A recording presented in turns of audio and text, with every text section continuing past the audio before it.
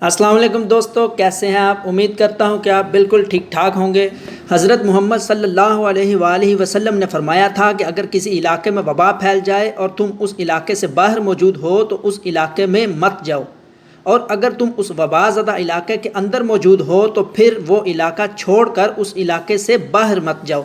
آپ صلی اللہ علیہ وآلہ وسلم کی انہی تعلیمات کے پوسٹرز اور سائن بورڈز امریکی ریاستوں میں سڑکوں پر اور مختلف جگہوں پر آویزاں کیے جا رہے ہیں۔ دوستو، ویڈیو کی تفصیلات جاننے سے پہلے چینل کو سبسکرائب کر دیں اور گھنٹی کے بٹن کو دبا دیں تاکہ اسی طرح کی اور بھی نئی معلوماتی ویڈیوز آپ تک پہنچتی رہیں۔ عام خوردبینوں کے ساتھ نظر تک نہ آنے والے ایک چھوٹے سے وائرس نے جہاں پوری دنیا کا نقشہ بدل کر رکھ دیا ہے اور پوری دنیا میں امریکہ سمیت بڑی بڑی سپر طاقتوں کے گھٹنے ٹکوا دیے ہیں، وہیں پر اسلام کی حقانیت کو بھی پوری دنیا پر ثابت کر دیا ہے۔ اس وائرس کو لیب میں بنایا گیا یا کہ خود بخود پیدا ہوا، اسے امریکہ نے بنایا یا چین نے، اس بات کا تو پتہ نہیں، لیکن ایک بات تو واضح ہو گئی ہے کہ اس وائرس نے اسلام کی حقانیت اور حق گوئی کو پوری دنیا کے سامنے ثابت کر دیا ہے، اور پوری دنیا میں ہر طرف سے صرف ایک ہی آواز سنائی دیتی ہے کہ ہم اس وائرس کا مقابلہ نہیں کر سکتے اور ہم ہار چکے ہیں۔ امریکہ، یورپ اور دیگر اسلام دشمنوں کی زبانوں سے خود اسلام کے اصولوں پر عمل درآمد کرنے کی تلقین کیے جانا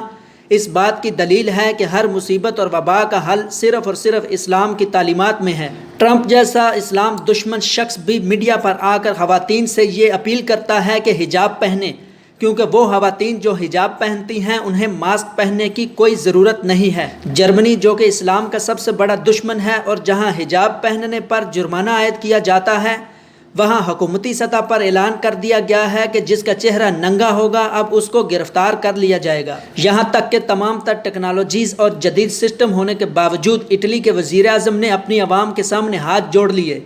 اور کہا کہ ہم اس وبا کا مقابلہ نہیں کر سکتے۔ میری عوام سے اپیل ہے کہ وہ کسی قدرتی معجزے کے لیے دعا کریں۔ اس کے علاوہ بھی پوری دنیا میں ایسی ہی بے شمار مثالیں پچھلے چند ماہ میں دیکھنے کو ملی ہیں۔ جب تمام سائنسدان اور جدید ٹیکنالوجی بھی وائرس پر قابو پانے میں ناکام ہو گئے تو پھر سب لوگ روحانی علاج کی طرف مائل ہونے لگے اور یہ کہنے پر مجبور ہو گئے کہ اس طریقے پر عمل کیا جائے جو کہ ہمارے پیارے نبی صلی اللہ علیہ وآلہ وسلم نے 1400 سال پہلے ہی بتا دیا تھا۔ آپ صلی اللہ علیہ وآلہ وسلم نے فرمایا تھا کہ اگر کسی علاقے میں وبا پھیل جائے تو تم اس علاقے میں مت جاؤ، اور اگر تم اس وبا زدہ علاقے کے اندر موجود ہو تو پھر وہ علاقہ چھوڑ کر اس علاقے سے باہر مت جاؤ۔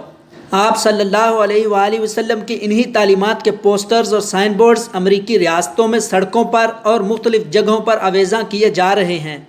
جن پر لکھا ہوا ہے کہ کرونا وائرس اور دیگر متعدی بیماریوں سے بچنے کے لیے پروفٹ محمد صلی اللہ علیہ وآلہ وسلم کے بتائے ہوئے اصولوں پر عمل کیا جائے۔ اپنے ہاتھوں کو بار بار دھوئیں، ان علاقوں کی طرف نہ جائیں جہاں پر وائرس پھیلا ہوا ہے، اور اگر آپ اس علاقے میں موجود ہیں تو وہاں سے نکلنے کی کوشش مت کریں۔ گویا جب بھی انسانیت پر مشکل وقت آیا تو اس کا حل صرف پیارے نبی حضرت محمد صلی اللہ علیہ وآلہ وسلم کی بتائی ہوئی تعلیمات میں ملا۔ اگر ہم کرونا وائرس سے متاثرہ ممالک اور افراد کا گراف دیکھیں تو کرونا وائرس سے مرنے والوں کی تعداد سب سے زیادہ ان ممالک میں ہے جہاں اسلام پر پابندیاں عائد کر کے اس کا مذاق اڑایا گیا۔